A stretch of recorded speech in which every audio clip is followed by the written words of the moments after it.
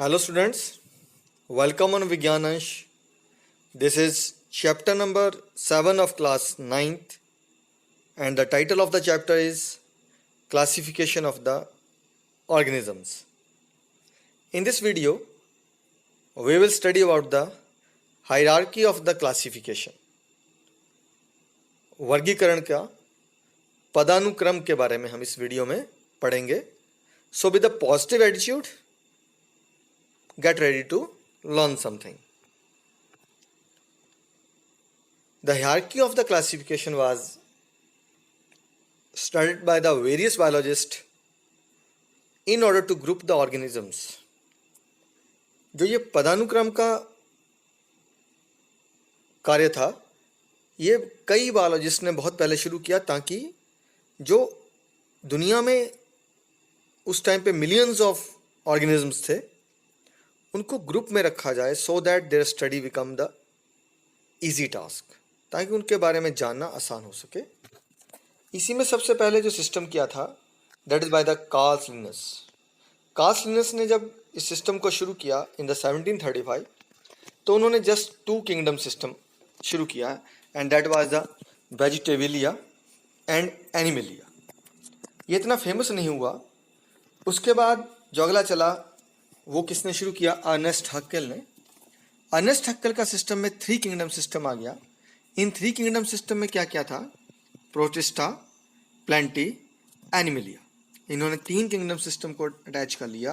Protista के अंदर क्या रखे? यूनिसेलुलर ऑर्गेनिज्म, और प्लांटी में जो हम जानते हैं प्लांट्स को, एनिमलिया में, लेकिन थोड़ा मिसलीडिंग था.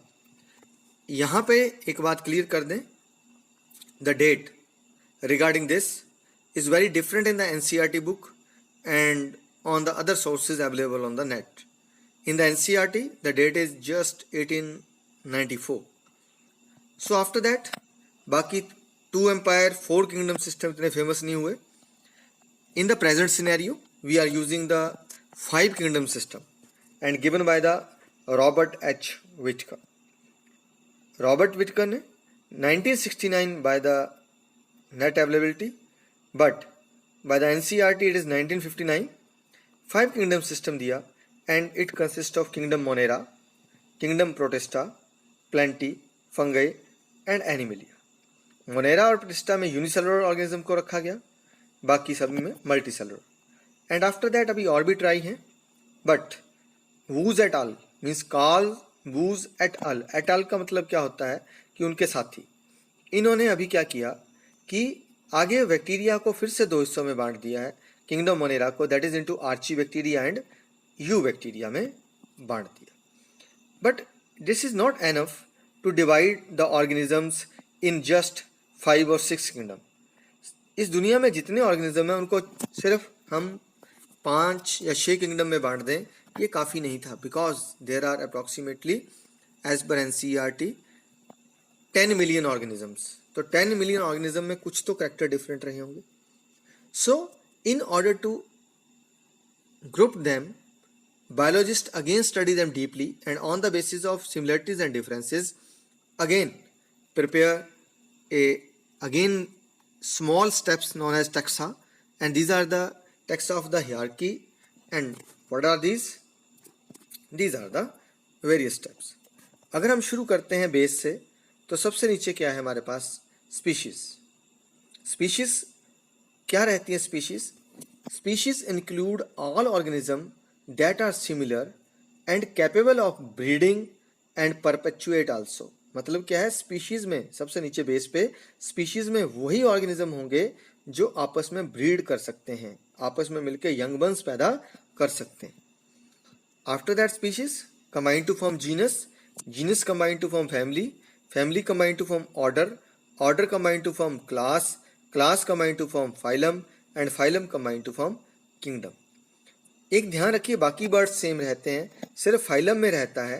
In the terms of animals हम फाइलम यूज करते हैं, इन टर्म्स ऑफ प्लांट्स हम डिवीजन को यूज करते हैं.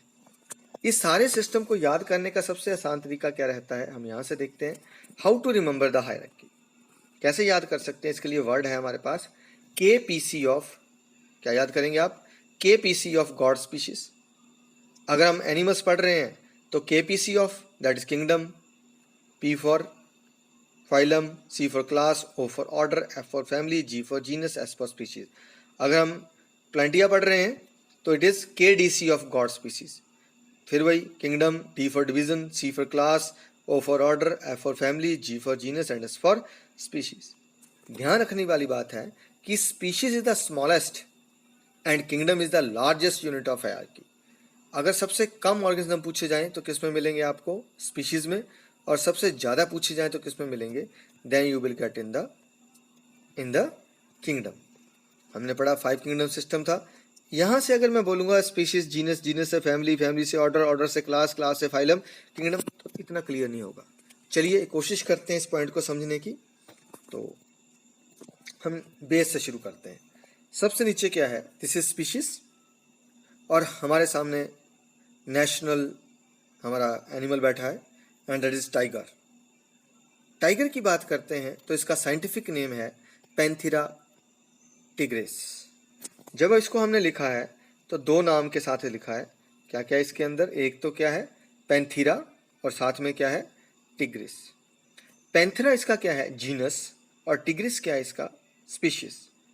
ये इस तरह से साइंटिफिक नेम लिखते हुए we have to use the 2 words.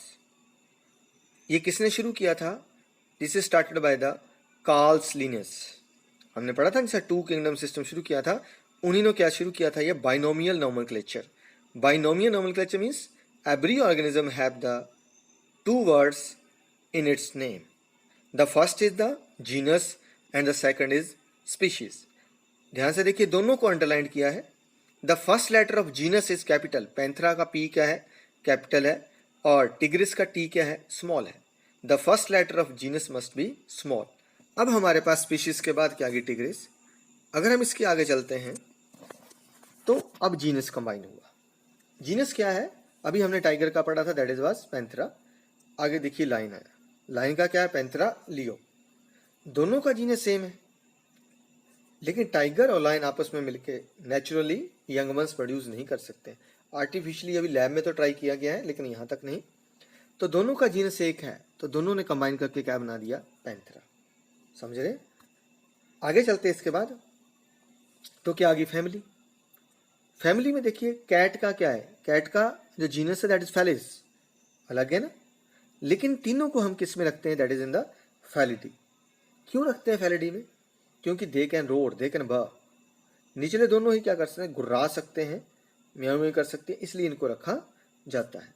जब मैं इसको अगले स्टेप में लेके चलूंगा तो हमारे पास आ गया order. Order was the Carnivora. इनका ऑर्डर क्या रखा गया? कार्निवोरा। किसको कहते हैं अब? Carnivora. Carnivora means the organism those eat the flash. ऐसे ऑर्गेनिज्म जो मांस खाते हैं उनको कहाँ रखा जाता है? कार्निवोरा में। अब वॉलरस को देखिए, वॉलरस का जो जीनस है दैट इज ऑडिबेंस, और इसकी स्पीसीज क्या है? रोजमेरस। क्या कहीं आपस में मिलते हैं? वॉलरस कहाँ बैठा? बर्फ के बीच में मछलियां खा रहा है, और ये कहाँ बैठे हैं? सिर्फ एक ईटिंग हैबिट है, एंड दैट इज द क्या खाना है? Flesh eater. So they are in the order Carnivora. उसके बाद इनको आपस में कंबाइन करते हैं तो एक और मैंने ऊपर ऐड हुआ आपके सामने अभी, and that was sheep. Sheep Ovis aries. अगर इसको पढ़ रहे हैं तो ये मैमिलिया के अंदर आ गई। शीप तो क्या थी? Herbivore. It depend on the plants only, it doesn't eat the flesh. Then white combine with the other animals, because अब हमारी क्लास क्या थी? Mammalia. Mammalia means the organism those have the mammary glands.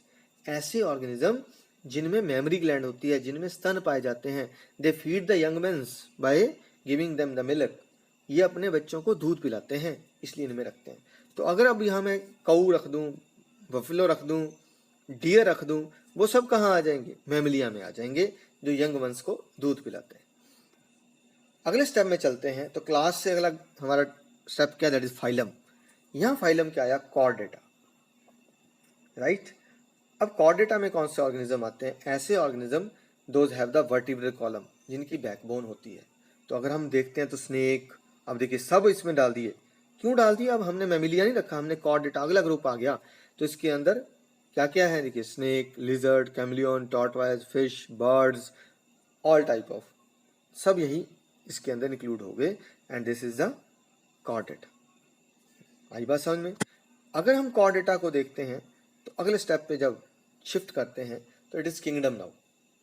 Kingdom हम पहले पढ़ चुके हैं Animalia. Animalia means all the type of animals, इधर they are invertebrates, Urochordata, Hemichordata और सिंपल कॉर्डेटा। ऐसे ऑर्गेनिज्म जो इनवर्टिब्रेट थे, वर्टिब्रेट थे या कोई भी थे, लेकिन वो सारे के सारे एनिमल्स थे। जैसे इसमें कॉकरोच लिया हुआ है, अर्थवॉर्म लिया हुआ है, तो ये सारे मिलकर क्या बना रहे हैं, this is from the kingdom.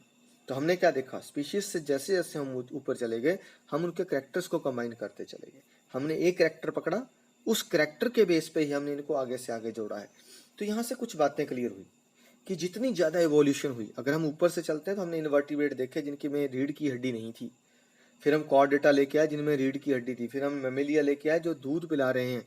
तो जैसे जैसे एवोल्यूशन हुआ है वैसे वैसे ही क्लासिफिकेशन हुई, राइट? तो आई होप आपने इसको एंजॉय किया होगा। तो please for the feedback you may mail at vigyan.anish@gmail.com और एडवर्ड्स जो आपका दिल करे वो कर सकते हैं। Thanks for